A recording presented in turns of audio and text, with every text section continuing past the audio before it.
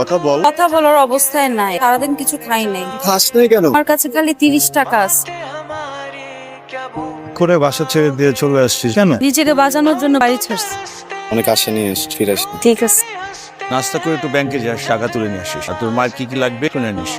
বিথিকে এই মাসটা রেখে দিয়ে বসে। রুমমেটের তো সমস্যা নিজের মা নাই, সৎ মা। এত বেশি জ্বালায় যে সবকিছু ছেড়ে টেড়ে চলে আসছে। দেখতেছি। টুকটাক কেনাকাটা করতে হচ্ছে। লাগবে না। ও হচ্ছে তন্ময়ের বন্ধু। তুমি কিন্তু না খেয়ে যাবে না। তন্ময় আবার ওয়েট করছে। সিরিয়াস কিছু হয়েছে? মেয়েটিকে বিথি তাকে তাকে বন্ধু বলে বাড়িতে নিয়ে আসবে, অচেনা কাউকে নিয়ে আসতে পারো না? প্রত্যেকটা মানুষ মিলে আমার লাইফটাকে যে আটকে রেখে দিছো এখানে, এটার জন্য কখনো মনে হয় না যে তোমরা এই রেসপন্সিবল? বাসা থেকে আজকে চলে যাব, আমি আর কোনোদিন তোমাকে আমার চেহারা দেখাবো না। হারুন খোঁজ পায় নাই। আমি কিছু জানি না, আমার ছেলে এনে দাও, যেভাবে পারো এনে দাও।